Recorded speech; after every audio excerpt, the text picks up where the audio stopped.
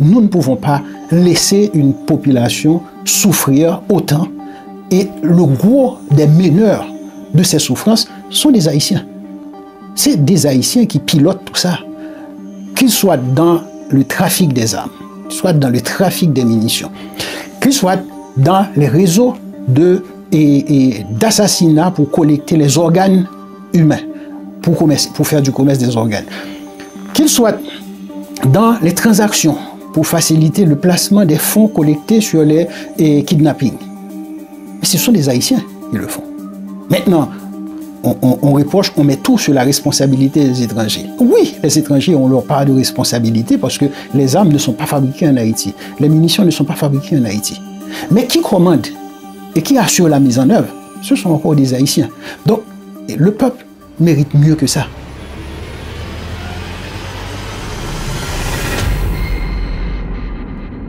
Bonjour, bonsoir à tous. Nous avons le plaisir d'accueillir ici Jean Palem Mathurin. Jean Palem Mathurin est déjà passé chez nous ici il y a de cela peut-être 2 mois. Il était venu nous parler de son projet, un projet économique de zone franche, un projet qui lui tient beaucoup à cœur. Alors, je rappelle que Jean Palem Mathurin est économiste, haut fonctionnaire, ancien haut fonctionnaire et homme d'affaires surtout, et puis c'est quelqu'un de très engagé, qui est engagé aussi politiquement. Avec lui, nous allons évoquer l'actualité, nous allons parler aussi des élections prochaines, parce qu'on annonce la tenue de prochaines élections. On va voir avec lui est-ce que c'est possible dans les conditions actuelles, et puis on va parler aussi d'autres questions, l'insécurité, tout ça, tous les sujets à peu près qui touchent un peu à l'actualité.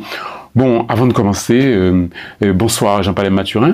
Bonsoir Guy, c'est avec un plaisir que nous allons peut-être passer rapidement à travers les divers points que tu viens de mentionner. Oui, effectivement, ouais, ça fait plaisir de vous recevoir encore à nouveau pour parler un peu d'Haïti, évidemment, parce qu'on a la chance effectivement de Paris. On est loin, donc on n'est pas toujours au fait. Ça devient plus loin. Voilà, de ce qui se passe sur le terrain. Donc ça fait toujours plaisir d'avoir quelqu'un qui non seulement vit en Haïti et qui est engagé. Alors, on va commencer effectivement par un drame, parce que comme vous le savez, chers amis, Haïti est touché par l'ouragan Mélissa, l'ouragan qui a frappé la Jamaïque et maintenant Haïti. Il me semble qu'il y a plus d'une 40aine de morts et peut-être plus d'une centaine de sinistrés. Le pays qui était déjà à genoux, donc c'est un drame et supplémentaire, hein, Jean. Tout à fait. C'est triste de dire ça, mais Haïti est naturellement placé sur la trajectoire des ouragans. De même, Haïti est localisé sur un ensemble de plaques tectoniques et qui provoquent de temps à autre de secousses. Et malheureusement, le dernier cyclone Mélissa a fortement endommagé toute la région du sud d'Haïti et même une partie de la région de l'ouest, incluant la région des Palmes, toute la zone de Petit Goâve, qui sont sérieusement atteints. Dans le cadre durant le passage de ce cyclone, donc on a non seulement enregistré un nombre de morts assez important, mais le pire c'est pour ceux qui restent.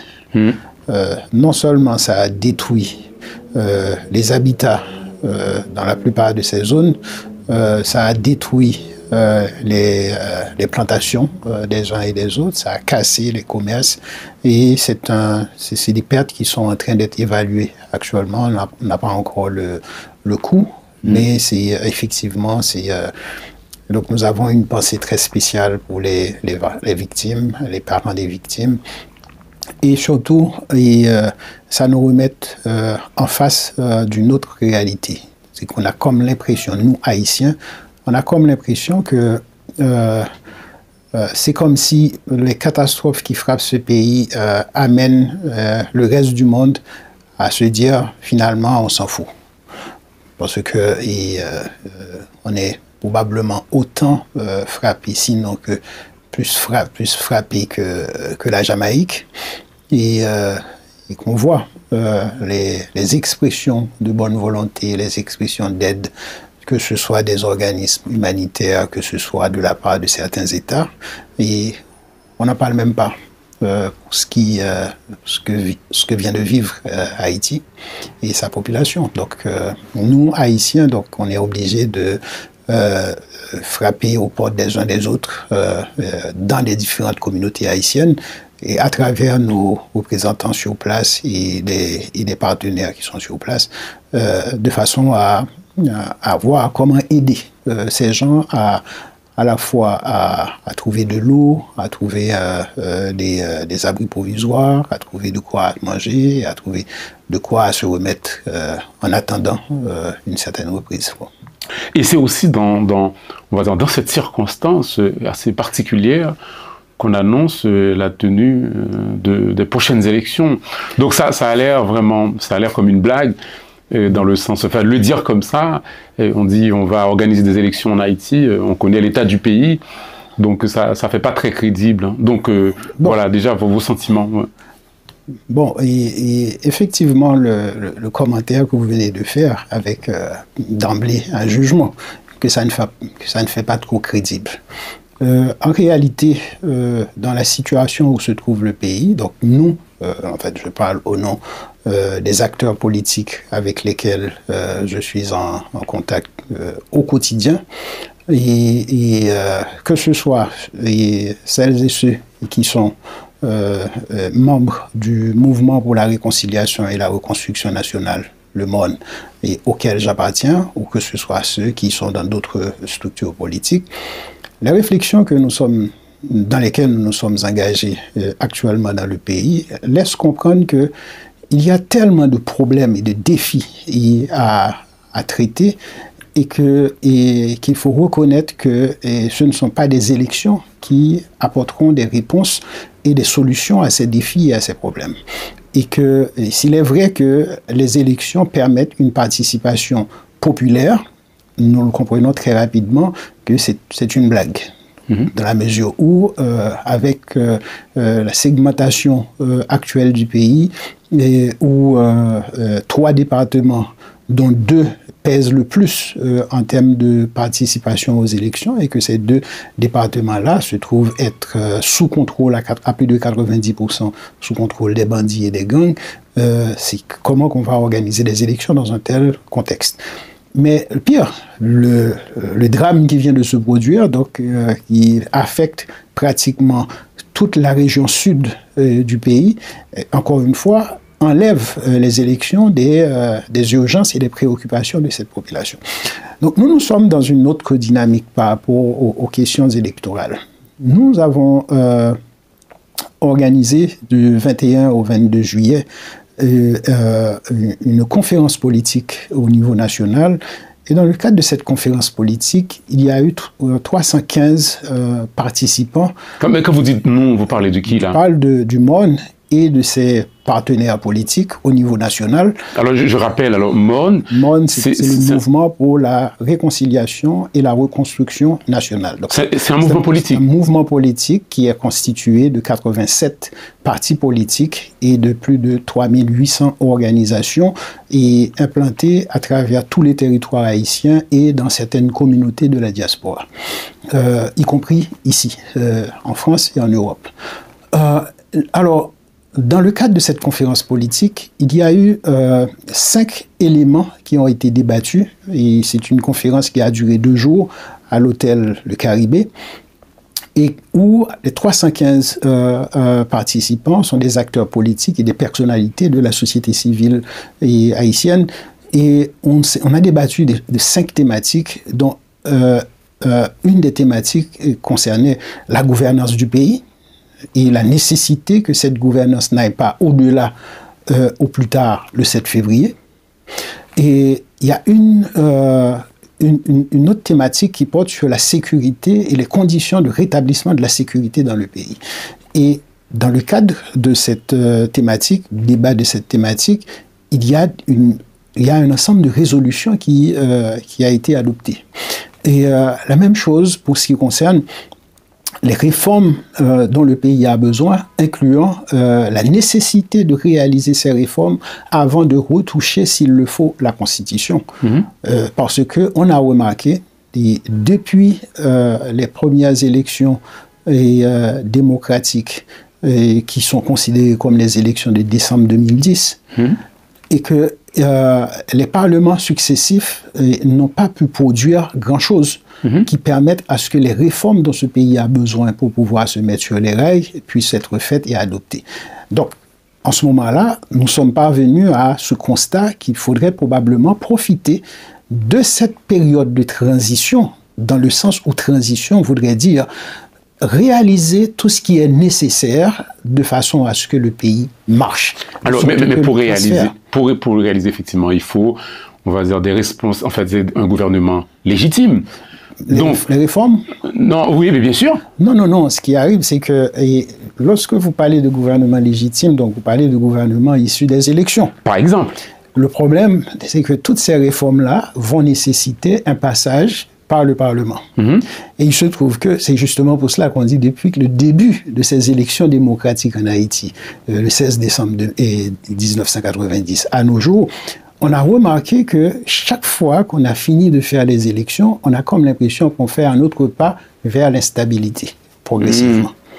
Et ce qui se passe, c'est que ces instabilités successives ont entraîné la destruction de l'ensemble des institutions, y compris les institutions de défense.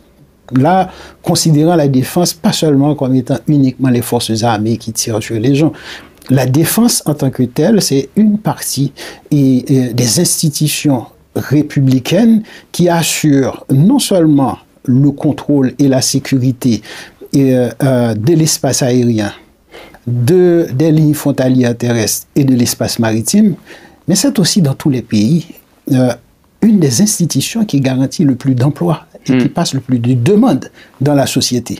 Maintenant, et qui instruit aussi. Donc jusqu'à la casse de cette institution importante dans le pays, on a remarqué que au lieu que les institutions démocratiques représentées par le Parlement et son fonctionnement n'a pas beaucoup aidé.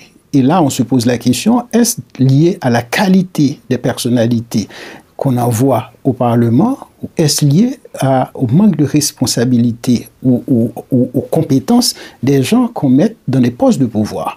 Donc ces réflexions ont eu lieu et qu'on n'est pas venu à la compréhension que probablement qu'il serait beaucoup plus utile pour le pays et pour ces diverses composantes de sa population, que les réformes les plus importantes, et on peut regarder certaines de ces réformes, qui ne nécessitent pas des lois particulières.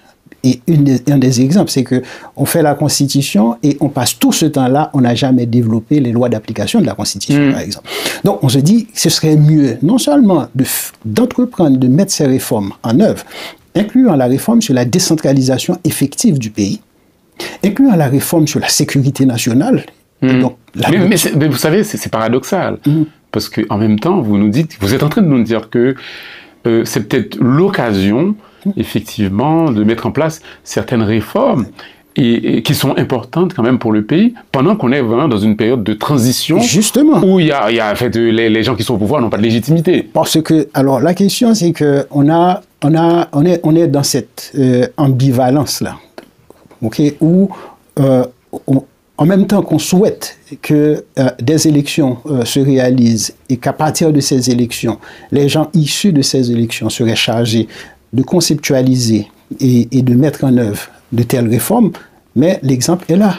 C'est que pendant tous les cycles électoraux passés, on voit qu'on continue à s'en aller vers l'instabilité et la casse des institutions et la désorganisation de la société. Donc on est aujourd'hui au fond du tout. Donc l'idée, c'est de se dire que peut-être qu'il faudrait essayer autre chose. Et c'est là cet appel vers les Haïtiens. Et donc pendant qu'on a organisé cette conférence politique, justement, on a regardé une des thématiques qui porte sur le secteur politique national et son rôle dans l'instabilité nationale. Et par rapport à cette situation, comment adresser ça de façon à sortir le pays en grande partie de l'instabilité. Et là, par exemple, on a constaté il y a pleine liberté pour que les gens développent et inscrivent des partis politiques.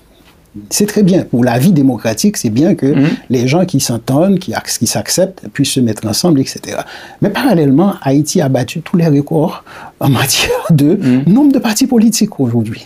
On a plus de 350 partis politiques. 350 partis politiques. Plus de 350 partis politiques, et les gens continuent à se faire enregistrer sous nom de partis politiques. Il y a des gens qui trouvent leur avantage et leur intérêt dans cette multiplicité de partis politiques. Mais en même temps, le pays paye le prix le plus fort. Et donc, une des thématiques de la sorte a été débattue et une résolution a été adoptée habilitant le MON et les organisateurs de la conférence à aborder les autorités et mandater MON. C'est même pas juste autorisé comme ça, ils ont donné un mandat pour habiliter MON et ses partenaires à amener cette résolution auprès de l'institution électorale nationale, de leur dire que nous, là, dans la conférence, on était 315, et il y a 179 responsables politiques qui ont signé cette résolution demandant à ce qu'on voie avec le système électoral pour leur dire que le point de départ dans l'instabilité nationale, ce point de départ est politique. Pourquoi? C'est que lorsqu'on fait des élections avec 50-60 candidats à la présidence ou 50-60 candidats pour chaque poste, ça crée un bordel terrible au niveau du pays. Non seulement ça met des saletés un peu partout en termes de photos, de trucs de campagne. Ça coûte énormément cher au pays. Mais une fois les élections terminées, tous les résultats sont contestés. Qu'est-ce qu'il faut faire dans ce sens? Donc justement, la résolution qui a été adoptée consiste à dire aux autorités électorales, cet ensemble d'entités politiques acceptent le principe pour qu'on aille vers un système électoral national avec 5 tendances politiques principales. Oh, d'accord, ok. Il faut verrouiller un petit peu. Verrouiller le système pour avoir moins de candidats. À ramener les partis à se regrouper à la fois suivant leur inclinaison et leur ancrage populaire, mais également leur positionnement idéologique, de façon à permettre à ce que le pays puisse être plus précis sur les choix et permettre à ce que la population sorte de la confusion, parce que plus il y a de candidats, plus il y a de la confusion, etc. Mais ça coûte énormément aussi à l'État d'organiser des élections avec cette multitude de partis ou cette multitude de candidats. Ça, c'est maintenant, en même temps, l'autre réforme qui va avec ça, c'est également la réforme qui consiste à, pour éviter les gaspillages et les pertes de temps, de dire qu'il faut d'emblée accepter le principe d'instaurer un tribunal électoral par département. Donc c'est le principe même de la décentralisation et de la responsabilisation des acteurs au niveau du territoire. Ouais, justement. Alors, ça, c'est le deuxième élément dans le cadre de cette réforme. Le troisième élément, c'est sur le financement des élections.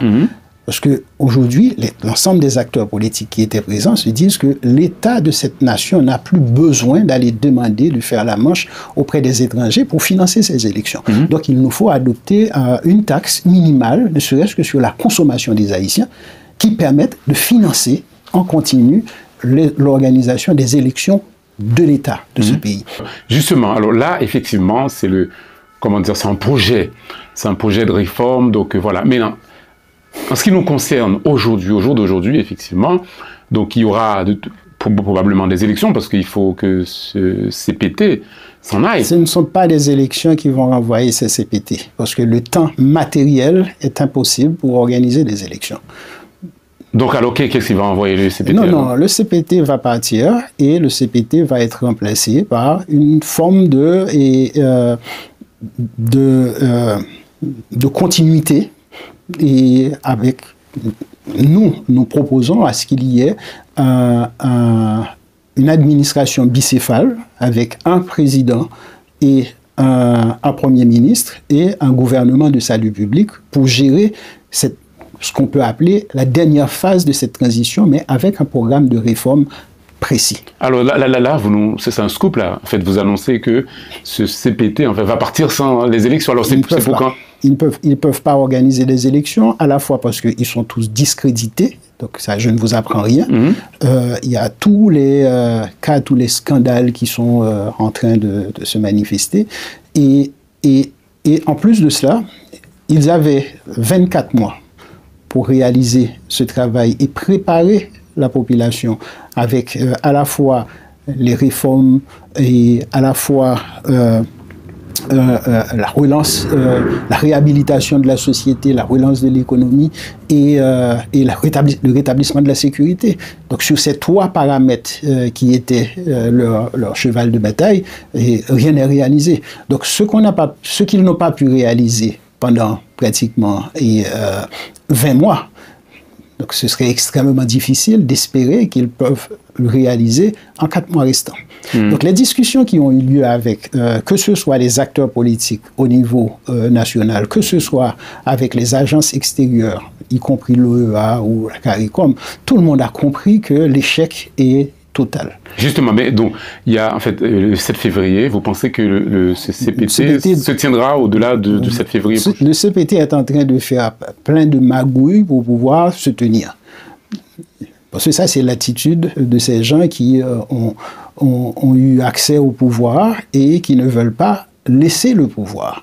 Donc, par la force des choses, ils vont devoir partir. Donc, toutes les discussions actuelles se portent sur quelle serait l'entente entre les Haïtiens sur à la fois les profils et les personnalités qui non seulement peuvent assurer la tête de l'État, mais également les fonctions de l'exécution, fonctions de l'exécutif. Donc une douzaine de ministres, etc. Donc il y a des discussions qui sont en train de se faire actuellement. D'accord. Maintenant, l'histoire, c'est qu'on fait courir des bruits aussi, parce que nous autres Haïtiens, nous aimons bien faire lancer des choses, lancer une balle.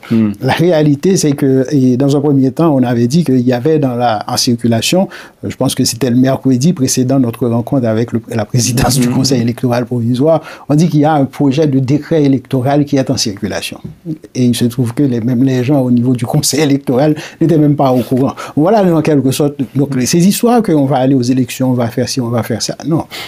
Dans l'état d'insécurité actuel que se trouve le pays, et dans l'état de catastrophe naturelle dont on vient de passer là, mais également dans l'état de peur dans lequel les gens vivent dans le pays, et tout ça porte à s'interroger.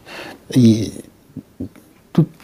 en tant qu'acteur politique, tout en disant que nous espérons que le pays parvienne à une ambiance suffisamment acceptable et sûre pour que les participants au processus électoral se sentent en confiance et peuvent faire campagne, parce qu'il n'y a pas d'élection sans possibilité de faire campagne. Aujourd'hui, pour sortir de Port-au-Prince et se rendre et aller au GAN, il faut payer un parcours par mer. Aller au GAN. Donc, le plus souvent, les gens qui arrivent de la capitale et qui souhaitent se rendre aller au GAN doivent prendre un vol pour aller au Cap-Haïtien, et du Cap-Haïtien aller au CAI, et des CAI prendre une voiture pour entrer, aller au GAN. Voilà dans quel état que se trouve le pays aujourd'hui. Et c'est cette même situation pour Saint-Marc, cette même situation pour les Gonaïves, etc. Donc, comment peut-on se dire qu'on peut organiser des élections dans combien de temps là? Ah, c'est fou quand même, parce que Léogane est tout près de Port-au-Prince quand même. 30 km. 30 km. Voilà. Donc il faut aller au Cap et tout, au CAI. Il faut faire presque le tour du pays pour... Voilà. Donc est-ce qu'on peut parler est-ce qu'il y a là un minimum de garantie pouvant permettre à quelqu'un de sortir de chez lui pour aller remplir cette fonction aussi importante qui est de désigner un représentant ou un dirigeant de l'État?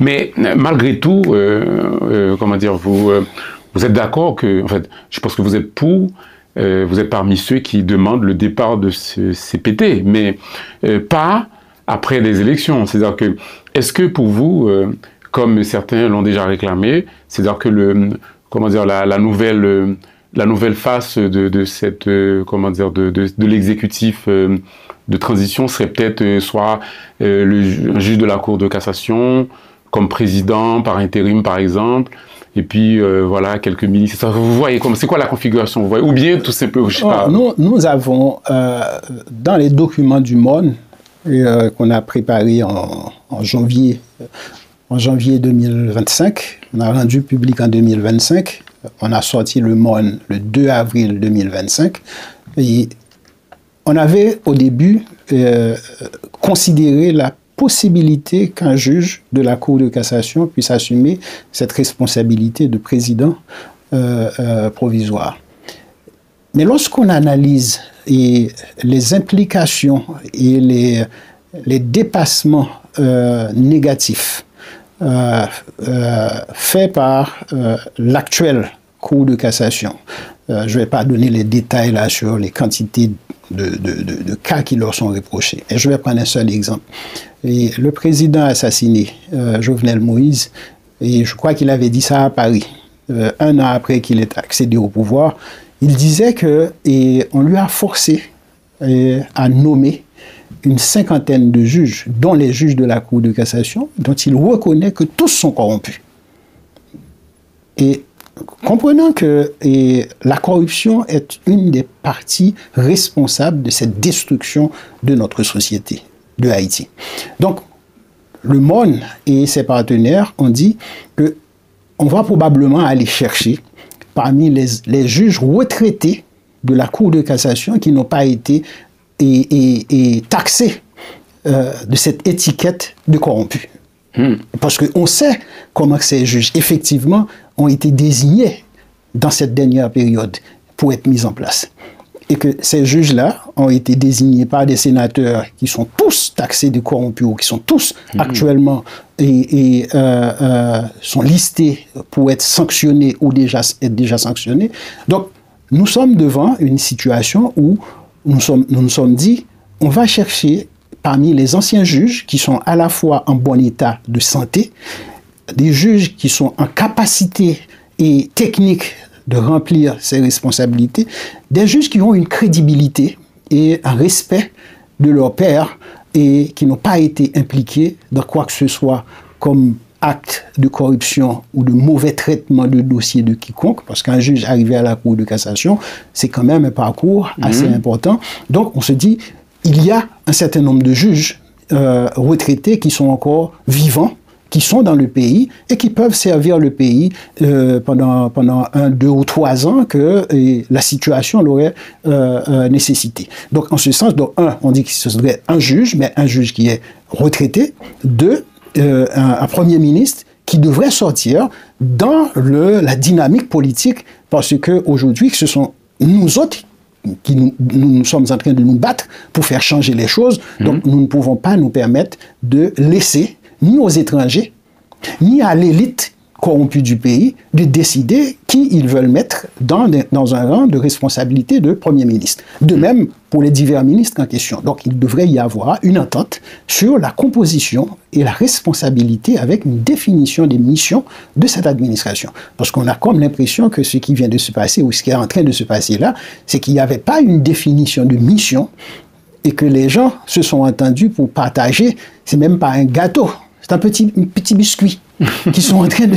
Et ça, ça tue le pays. Donc il faut rétablir la confiance des citoyens et au niveau des responsables de l'État, des responsables politiques. Et en ce sens, donc, nous estimons que le pays peut et doit se mettre debout pour choisir et désigner ces personnalités et leur affecter cette mission qui est de rétablir l'ordre, la sécurité, renforcer la justice, relancer et réhabiliter la société, permettre à ce que l'administration de l'État revienne dans le centre-ville et occuper ses principales places, et par ailleurs, relancer l'économie et en même temps décentraliser le territoire, porter les réformes et en fin de compte, s'il faut retoucher la Constitution, mais parallèlement préparer les lois d'application et sous forme de décrets d'application, de sorte que lorsque les élections auront lieu, le corps législatif n'aura qu'à convertir ces décrets d'application de la Constitution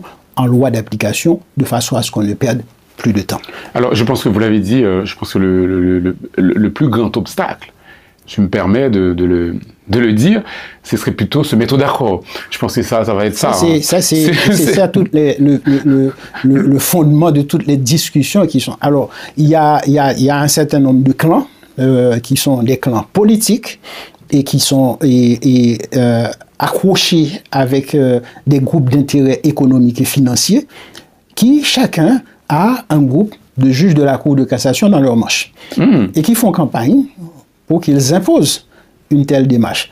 Alors que la solution la plus neutre et la plus simple dans cette situation-là, ce serait justement qu'on amène, je ne sais pas, 5, 10 ou 15 juges retraités et que parmi eux autres, on fasse quelque chose de très transparent. D'accord, parce que pendant que vous dites ça, ça me rappelle quelque chose, parce que en fait, vous faites allusion à des groupes, effectivement, qui font campagne pour cette solution-là. Oui, beaucoup. Il me semble qu'il y a des gangs qui avaient signé une pétition avec des partis politiques en Haïti pour cette solution-là. Justement, donc on sort de, on le dit en haïtien, nous sautons dans la rivière, nous sautons dans la pluie pour nous tomber dans la rivière. Voilà. Donc, bon. Non, on aurait souhaité qu'il y a aussi un certain nombre de paramètres qui soient clairement établis. Haïti ne peut pas continuer comme ça. Et il nous faut, à la fois, d'un point de vue intellectuel, d'un point de vue citoyen, et d'un point de vue politique, et même philosophique, nous ne pouvons pas laisser une population souffrir autant. Et le gros des meneurs de ces souffrances sont des Haïtiens. C'est des Haïtiens qui pilotent tout ça. Qu'ils soient dans le trafic des armes, qu'ils soient dans le trafic des munitions, qu'ils soient dans les réseaux d'assassinat pour collecter les organes humains, pour faire du commerce des organes, qu'ils soient dans les transactions pour faciliter le placement des fonds collectés sur les kidnappings. Mais ce sont des Haïtiens qui le font. Maintenant, on reproche, on met tout sur la responsabilité des étrangers. Oui, les étrangers ont leur part de responsabilité parce que les armes ne sont pas fabriquées en Haïti. Les munitions ne sont pas fabriquées en Haïti. Mais qui commande et qui assure la mise en œuvre, ce sont encore des Haïtiens. Donc, le peuple mérite mieux que ça. Et voilà les enjeux et la jeunesse haïtienne et que nous sommes en train de former, que nous sommes en train d'enseigner, et qui ne trouve pas de perspective, qui ne trouve pas d'opportunité pour rester dans le pays, parce que justement, il y a quelques groupes d'intérêt qui tirent profit de cette situation tendue, de cette situation et d'insécurité, de cette situation d'instabilité politique. Eh bien, nous pensons que ce pays vaut mieux que ça. Donc le moment est venu pour que l'on soit à l'intérieur ou que l'on soit dans la diaspora, qu'on comprenne que les instabilités, ça coûte beaucoup. Ça coûte en vie humaine, ça coûte en casse des institutions, ça coûte en désorganisation de la société, mais ça coûte financièrement. C'est une destruction. D'où le pays a trop payé. C'est un pays qui a trop souffert. Donc nous autres Haïtiens, je profite pour lancer cet appel. Faisons ce dépassement. Et offrons à notre pays cette capacité à se prendre en charge. Le problème d'Haïti, ce n'est pas un problème d'argent. C'est un problème de manque de volonté de la part à la fois de certains fragments de l'élite haïtienne et de certains acteurs financiers et économiques, des avaristes. Et c'est leur responsabilité. Ils ont cassé le pays et l'amené à cet état. Donc, il faut maintenant que nous autres Haïtiens, de bonne foi, nous rendons, nous autres, disponibles pour aider à reconstruire et à remettre Haïti sur les rails. Oui, c'est vrai que ça m'inspire quelque chose. Vous dites que l'instabilité, ça nous coûte et ça fait du mal, évidemment, mais en même temps, comment dire, l'instabilité, ça profite aussi à certaines personnes, justement, à certains groupes d'intérêt. Parce que j'ai parlé dernièrement à quelqu'un qui était en Haïti et qui m'expliquait les conditions dans lesquelles on organise le transport maintenant en Haïti. Comment dire, c'est complètement lunaire. Le prix des billets, etc., des billets d'avion, etc., des compagnies qui profitent de la situation pour pratiquer des prix voilà, complètement ahurissants. Non, donc, c'est cette mixité entre voyous, bandits, gangsters et communautés d'affaires. Ok, donc dans l'instabilité et dans le climat d'insécurité dans lequel le pays est en train de s'effondrer, il y a justement un certain nombre de gens qui continuent à, soit importe par exemple, jusqu'à cette présente minute, les 100% des carburants qui sont utilisés dans le pays sont importés et entreposés dans la région de Port-au-Prince. Donc, il faudrait que ces carburants soient réacheminés dans des camions, sur des bateaux, tant vers la région sud que vers la région nord. Ces bateaux sont possédés par certains clans.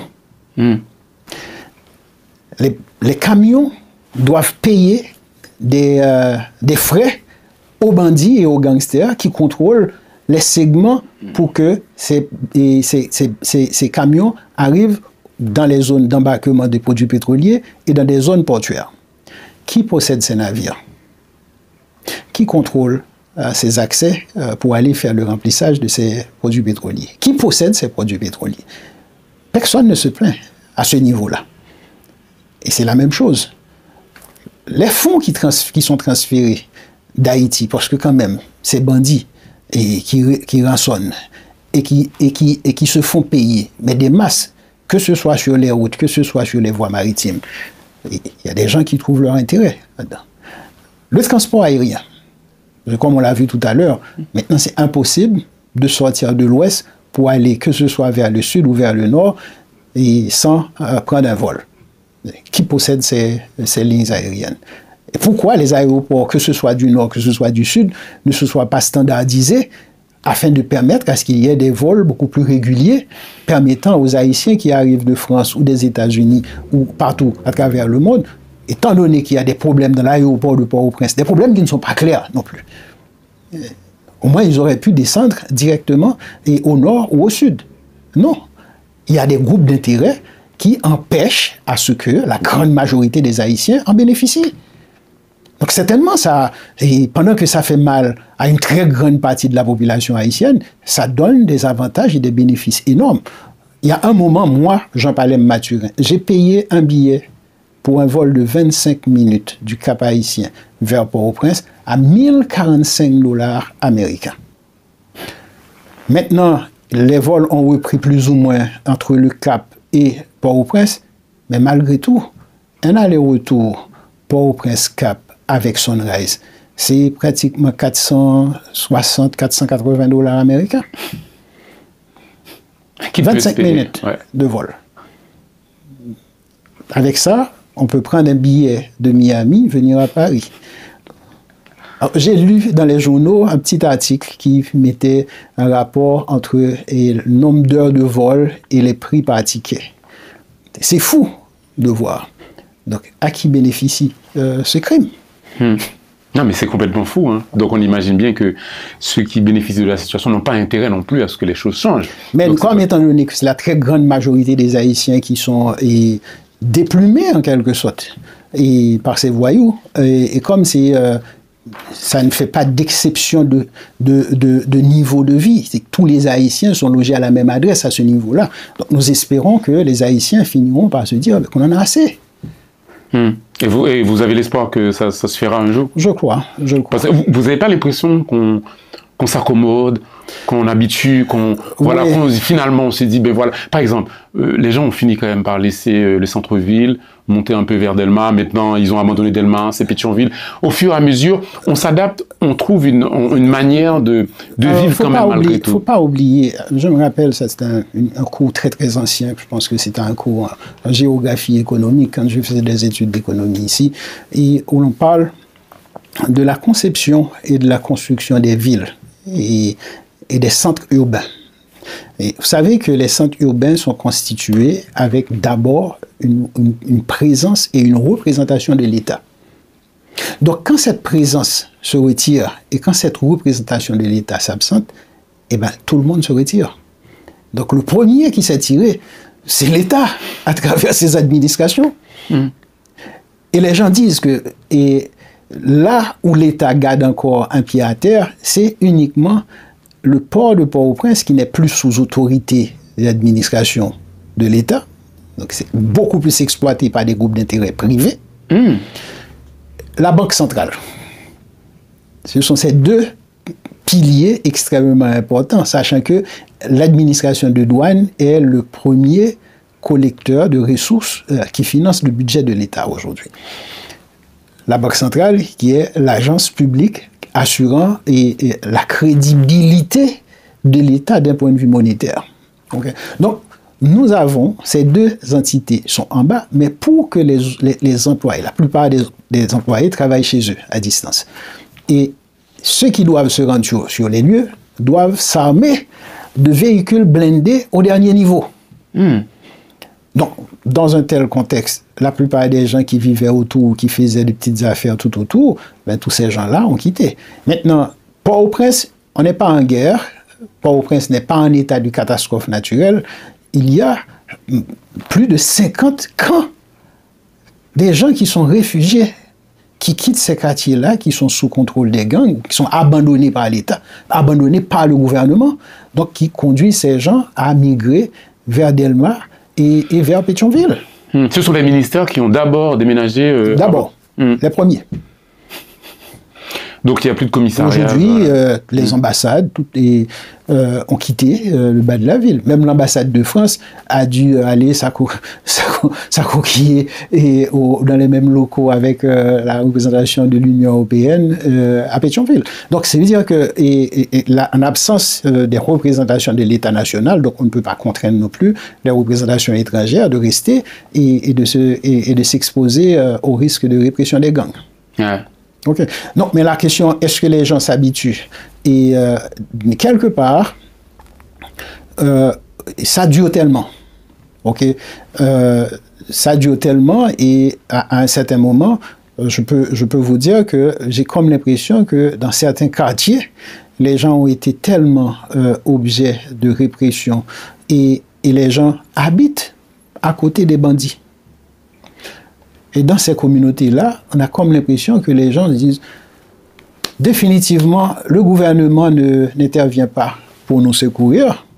Nous ne pouvons pas risquer, laisser notre habitat avec tout ce qu'on possède et malgré les viols au quotidien des femmes, des jeunes enfants et des jeunes garçons, et en face de leurs parents en plus. Et donc, on accepte de rester. Donc, ça crée une forme de résignation. Et qui, psychologiquement, nous interpelle aussi. Ouais, c'est assez violent. Mais ce que je ne comprends pas, parce qu'il y a quand même un budget de défense, un budget pour combattre l'insécurité qui est quand même conséquent. J'ai lu des chiffres, je crois que sur le journal Le Nouvelliste, qui était quand même assez impressionnant. Mais on se dit, il y a quand même un budget assez conséquent pour combattre l'insécurité, mais il n'y a rien qui est fait. D'ailleurs, il me semble que le gouvernement, le CPT même, a fait venir des mercenaires américains pour combattre les bandits. Alors, je ne sais pas ce que ça va donner. Il y a plusieurs... il y a plusieurs composantes. Haïti a été et Haïti demeure un marché pour les malfrats. Les mêmes fournisseurs de munitions et d'armes sont également les mêmes qui vendent les services de sécurité. Donc, les arrangements qui sont faits sont des arrangements entre voyous et entre bandits et gangsters et entre corrompus. Donc, c'est ce qui complique la situation sécuritaire du pays. Et c'est pour cela que nous demandons à ce que la sécurité des Haïtiens soit assurée par les Haïtiens. Donc, il faut reformater et mettre les gens au pied de leurs responsabilités de façon à ce qu'ils assurent leur sécurité. Il n'y a pas de pays qui peuvent acheter le service de sécurité d'un autre État qui va être sûr que ça va marcher. Et on a tout l'exemple, que ce soit dans l'Afrique de l'Ouest, que ce soit dans l'Afrique centrale et la zone du Sahel. On a remarqué que ce sont les États, les dirigeants des États qui assurent, et la population de ces États qui assurent la sécurité de leurs sœurs et frères, et de la sécurité de leur territoire. Donc, la question que le gouvernement achète, oui, on dit que le gouvernement achète les services d'un groupe de mercenaires américains, et sauf que, pour un contrat de 60 millions de dollars, il est bouilli qu'on fait payer à l'État haïtien 80 millions. Donc, lorsqu'on met de part de budget très important, c'est parce qu'il y a des canaux pour un certain nombre d'acteurs, tant dans le secteur politique que dans le secteur privé, qui profitent pour faire leur beurre. Donc la sécurité n'est jamais établie et les Haïtiens continuent à être tués tous les jours. Ok. C'est fou, et ça se trouve que ces gens-là, ils sont là, pas pour protéger la population, mais peut-être d'autres intérêts, ou même... Alors la question qui se pose, c'est que jusqu'à présent, on voit que quels sont ceux et celles qui sont tués. Ce sont toujours les gens qui sont dans le milieu estudiantin, les gens, les petits commerçants, la population civile de base. Mais jusqu'à aujourd'hui, il n'y a pas un politicien véreux qui soit touché de près ou de loin. Il n'y a pas un personnel d'affaires qui soit touché de près ou de loin. Il n'y a pas un membre de gouvernement de quelque nature que ce soit qui soit touché. Autrement dit, c'est que l'industrie du banditisme est gérée et pilotée par un certain nombre de gens. Et qui se trouve que l'esclave ne peut pas se faire le plaisir de taper sur ses maîtres. Donc, malheureusement, pour ceux et celles qui sont utilisés et pour porter les armes et tuer et leurs frères et sœurs, et ils ne se rendent pas compte, mais le moment venu, ceux qui les utilisent aujourd'hui, ils s'en seront débarrassés en les faisant éliminer aussi. Parce que le moment sera... Donc, c'est ça que nous disons que le pays dispose aujourd'hui d'un embryon des forces armées d'Haïti, avec un certain nombre de membres. Malheureusement, qui ne sont pas formés en Haïti. Et donc là, qu'il y a un risque, et en termes de comportement, et en termes de sens de responsabilité, mais aussi en termes de triture culturelle et intellectuelle sur l'histoire de leur pays et le sens de responsabilité de quelqu'un qui porte des armes pour assurer la défense d'un territoire et d'un peuple. Donc ça, il y a cette limitation-là. Mais en plus de ça, on a dans la police un certain nombre de policiers qui ne sont pas corrompus et qui sont sur le champ de bataille au jour le jour vis-à-vis des bandits et qui résistent.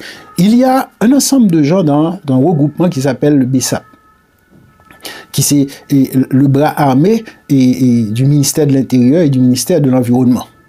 Okay? Et puis, il y a une diversité de groupes et assurant la vente de services de sécurité dans le pays et qui se font le devoir d'entraîner leur personnel. Donc, imaginez qu'on a tous ces gens-là qui sont disponibles dans le pays. On n'a pas fait appel à eux autres, ce qui aurait coûté de loin moins cher, mais on les laisse et puis on fait appel à des mercenaires étrangers, on fait appel aux États-Unis, on fait appel à la France ou au Canada. Alors vous pensez que ces pays vont et qui peuvent sous-traiter certains groupes d'acteurs, dont les Kenyans, alors vous pensez que ces gens vont risquer la vie de leurs enfants pour les envoyer se faire tuer en Haïti? À quelle fin? Il faut qu'on soit... Donc c'est pour cela que la résolution qu'on a adoptée en termes d'adoption d'une doctrine de défense et de sécurité du pays, mais également toute une démarche qui permette, dans le très très court terme et à moindre coût, de pouvoir non seulement mobiliser la capacité des Haïtiens à assurer la défense du territoire, parce que ces gens habitent dans toutes les communautés, ces gens connaissent les uns et les autres qui font toutes ces bêtises. Donc c'est une chose. Mais d'autre part, c'est la possibilité aussi d'offrir une opportunité aux jeunes Haïtiens, aux filles, aux garçons haïtiens, au lieu d'être à disposition des bandits et des gangsters pour faire des chairs à canon, que ces jeunes-là soient formés, éduqués et préparés avec un métier. Donc quand ils sortent de ces centres de formation, l'armée d'Haïti dispose de près de 37 fermes qui peuvent être aménagées, qui servira à la fois des centres de formation, des centres de désintoxication des Haïtiens, des jeunes Haïtiens qui sont drogués par les bandits pour pouvoir faire ces actes répréhensibles. Donc, former, reprendre ces gens, les traiter, et les reformer, les reformater et les remettre au service de leur pays. Parce que de toute façon, ce sont des Haïtiens. Oui, justement. Alors, vous pensez peut-être que ceux qui sont au pouvoir en Haïti ne sont pas au courant de toutes ces informations. Alors, je l'ai dit ouvertement, bon, je suis une figure à la fois sur la scène nationale que sur la scène internationale. Qu'est-ce que je vous dis là qui ne soit pas faisable? C'est une chose très simple. Pourquoi compliquer ce qui peut être simple? Non, c'est qu'il n'y a pas de volonté, il n'y a pas de capacité, il n'y a pas de compétence, et que les gens profitent d'une occasion qu'ils sont tombés dans un poste de pouvoir politique pour assécher le trésor de l'État. C'est malheureusement ce que Haïti est en train de vivre là. Ouais, c'est énorme. Alors, Monsieur Mathurin, vous êtes aussi, vous parlez effectivement de la question de sécurité, et d'autant plus que vous vivez dans le pays, etc. Vous vivez cette insécurité au quotidien, mais vous avez été victime aussi personnellement de sécurité. En 2017, mon épouse, Dr Marcel Mathurin, est victime à 11 h du matin, à la rue Goulag, en Pétionville. Elle venait elle est gériatre, donc elle a été visiter une personne âgée habitant à la rue Goulag à Pétionville. En sortant de chez cette personne malade, 4 voyous sur 2 motocyclettes ont bloqué sa voiture et l'ont braqué. Donc, le lendemain, elle a pris un vol, elle est retournée à Paris. C'était en 2017, et à 14 février. Moi, le 16 novembre 2022, je rentrais chez moi à 6 h 30 du matin et j'ai été braqué aussi par 4 voyous et avec 4 fusils. Et ce jour-là, pour moi, c'était comme si rien d'autre ne comptait. Devant, c'est pas une situation qui est agréable à parler. Et quand je me suis retrouvé, et au moment de descendre de voiture, je vois que la personne qui venait fermer la barrière a pris la fuite, laissant la barrière ouverte. Quand je regardais dans le rétroviseur et que j'ai vu qu'il y avait 4 fusils qui braquaient et que ces gens avançaient vers moi, je me disais en moi-même, c'était mes dernières minutes. De toute façon, ces gens vont me tuer. Effectivement, ils sont arrivés, ils m'ont descendu de voiture, ils m'ont fouillé, mais complètement, ils ont pris tout ce qu'il y avait comme argent, ils ont fouillé les documents que j'avais avec moi dans la voiture, ils en ont pris un certain nombre, et les feuilles de papier qu'ils ont mis dans leur poche, etc. Et ils ont commencé à me poser des questions. Et au final, ils m'ont dit de monter dans la voiture et on va partir avec moi. Et là, je leur ai dit, je suis désolé, si vous avez une chose à faire, vous allez faire ça ici. Je n'ai nulle part à aller avec vous. Dans le fond de moi-même, je sais que j'étais déjà mort. Mais la façon que je leur ai parlé, et pour moi, vraiment, quand je dis que je ne pensais ni à ma famille, ni aux amis, ni à quoi que ce soit. Parce que là, on est en face de la mort. Et qui était à la tête de ce peloton? C'est ce fameux Timakak, à la boule 12. Bon.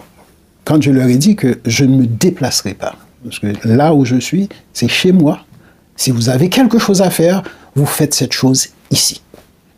Il n'y a nulle part à aller.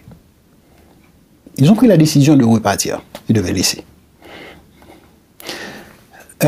Aujourd'hui, ils sont tous morts. Même ce Timakak? Tous. À ce niveau-là, et la question, c'est de savoir, lorsque tu as quelqu'un qui sort de chez toi et qui ne rentre pas, aujourd'hui en Haïti, dès lors que la personne ne rentre pas, tout le monde est aux abois. Parce que tout peut arriver. C'est une grosse tristesse, c'est une grosse peur. Et à chaque fois qu'on rentre chez soi, on ne sait pas non plus, est-ce qu'on va trouver le voisin qui est à côté. On doit s'assurer chaque soir, est-ce que tout le monde est là. Voilà dans quel état d'esprit qu'on est en train de vivre dans le pays. Et ceci, il n'y a pas un quartier qui soit exempté. Il y a certaines fois, des quartiers sont soumis à des situations de véritable guerre, où la police, d'un côté, est en train de tirer, et de l'autre côté, tu as les bandits mieux armés, mieux équipés, et peut-être mieux entraînés que les forces de la police, et sont en train de pratiquement bombarder.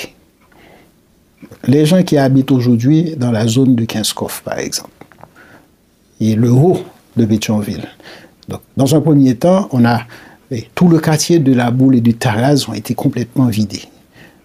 Parce que sous la houlette de Timakak et de ses partenaires, ils ont fait le ravage Ils ont maltraité, violé, et hommes et femmes. Et maintenant, cette même situation se passe dans la zone de la boule, et de Kenskov. Un côté, la police est en train de repousser les bandits, de l'autre côté, les bandits prennent contrôle et s'installent. Donc, voilà, donc la situation, et c'est pas seulement ça, c'est la même situation qui s'est passée dans le bas plateau central. Et là, chaque jour, il y a des va-et-vient entre les tentatives de ces gangs qui occupent le bas du plateau et qui tentent de contrôler tout le bas du plateau, sachant qu'en continu, vers la Tibonite, ils contrôlent déjà tout le couloir entre Miambalais pour aller jusque vers Pont-Sondé.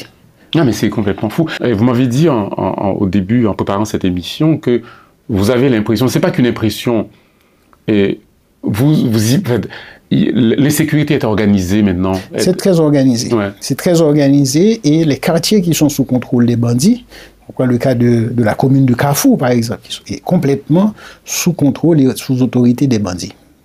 L'État, l'administration communale et tout, et en fait la présence des autorités, des officiels de l'État, c'est complètement égal à zéro. Ils fonctionnent et avec leur personnel qui contrôle tout. Dans la zone de la plaine du cul-de-sac, par exemple, c'est ce même état d'esprit. Donc, dès lors qu'on quitte, et là, aujourd'hui, avant, c'était sur la rue Capois. Donc, un côté, on a le Champ de Mars, le Palais National et tout, et l'autre, qui était la partie haute, était un peu protégée. Donc, ça fait déjà quelques mois que ça s'est traversé d'un niveau pour aller sur la rue qui passe de l'Inagué, par exemple, pour aller vers l'avenue Christophe. L'avenue Christophe, oui. Okay. Et ça traverse l'avenue Christophe maintenant, parce que ça monte jusque vers Turgeau. Okay. Au fur et à mesure que ces gens prennent possession et chassent la population, les habitats qu'ils n'ont pas détruits, ils les occupent. Ils développent, ils animent les après-midi de piscine, ils développent leur disco, et même leur vie. C'est comme si que ça se normalise sous autorité des bandits. Il y a une administration, il y a c'est-à-dire que le quartier fonctionne et tout ça. Ouais. Pour les gens qui acceptent de rester et de vivre avec. Okay. Et ça sous les yeux de tous. Donc, tu peux comprendre que c'est une sorte de folie. Donc quand on voit ça, exceptionnellement, je suis passé avec quelques amis pour avoir rendu visite à un ami en plaine du cul-de-sac, et j'ai été désagréablement surpris de voir le nombre de discothèques qui fonctionnent et le nombre de soirées, piscines et discos qui fonctionnent dans ces environnements-là. Et tout ça, c'est tenu par des gangs? Oui, c'est dans les quartiers qui sont contrôlés par les gangs, les chiens méchants et quoi. Donc, nous sommes dans... Et c'est à côté, et c'est pour ça qu'ils disent que ils ne craignent rien. Parce qu'avant qu'une intervention se fasse dans leur quartier, ils sont informés pour qu'ils se retirent. Et c'est pour ça. Est-ce que vous avez jamais entendu qu'on a abattu un des principaux chefs de gang, les membres de G9 ou les membres de Vivre Ensemble, etc. Non. Au contraire, ces gens ont toute la liberté d'intervenir dans les médias, d'entretenir des émissions, et d'être appelés par tous les journalistes. Parce que là aussi, le secteur des médias traditionnel dans le pays est devenu un bien aux mains de l'élite économique et qui décide à qui il donne le droit de parler. C'est complètement fou. Alors, merci beaucoup, docteur Jean Mathurin. Alors, là, vous êtes à Paris, donc vous allez retourner à Port-au-Prince. En 72 heures, je quitte. À 72 heures. Pour passer par Miami et rentrer à Port-au-Prince. Ah oui, d'accord, ok. Oui, rentrer au Cap, pardon. Pas passer au Cap, des vidéos. C'est plus difficile de faire le Cap jusqu'à Port-au-Prince que de voyager un peu partout. D'accord, donc, et puis c'est à partir du Cap haïtien que vous rentrez à Port-au-Prince. De là, ouais. Pour un autre vol. Ouais. Obligatoirement. Oui, d'accord. Il n'y a pas possibilité de transit par terre. Parce que prenant le risque de traverser par terre, c'est aussi accepter d'être tué ou d'être humilié. Et personne n'est exempté. En tout cas, nous, Nous pensons que les responsabilités commencent à se préciser et que les Haïtiens, qu'ils soient à l'intérieur ou qu'ils soient à l'extérieur du pays, ont leur part de responsabilité et on devrait rejeter ce qui n'est pas acceptable et réfléchir ensemble sur et faire le dépassement qu'il faut de façon à ce que on cesse de laisser parler aussi mal de notre pays, parce que quand même c'est un pays à la fois riche en histoire, mais c'est aussi un pays matériellement qui n'est pas aussi pauvre que les gens veulent le faire croire, et que les Haïtiens auraient aussi aimé pouvoir vivre librement, en toute sécurité, et dans leur pays. Et donc, nous travaillons en ce sens-là. Nous ne pensons pas qu'un étranger peut venir et nous ne pensons pas non plus qu'on peut s'allonger et voir cette chose atterrir venant du ciel. Non, ça se fait. Et pour que ça se fasse, eh bien, que les Haïtiens doivent assumer leurs responsabilités. Et donc, nous les invitons à regarder, et que ce soit ceux qui sont dans le secteur économique, que ce soit ceux qui sont dans le secteur politique, pourquoi continuer à se refermer autour d'un petit noyau, d'un rayon de 60 km qui est le centre de Port-au-Prince, et par rapport à l'accès vers le pont de Montrouge ou le pont de Grand-Goâve, et pensant que Haïti, après plus de 2 siècles, 20 ans, doit rester géré dans ce cocon-là. Non, ça ne permet pas et ça donne les résultats que nous connaissons. Donc c'est un pays qui demande à ce que les Haïtiens participent, peu importe leur origine à l'intérieur du territoire, qu'ils puissent mettre en valeur leur territoire. Donc la décentralisation effective du pays, c'est une démarche indispensable. D'autre part, les Haïtiens doivent assurer la défense et la sécurité de leur territoire. Et ça, c'est pas les étrangers qui peuvent le faire. Le troisième élément, c'est qu'il faut que c'est un pays qui doit être équipé.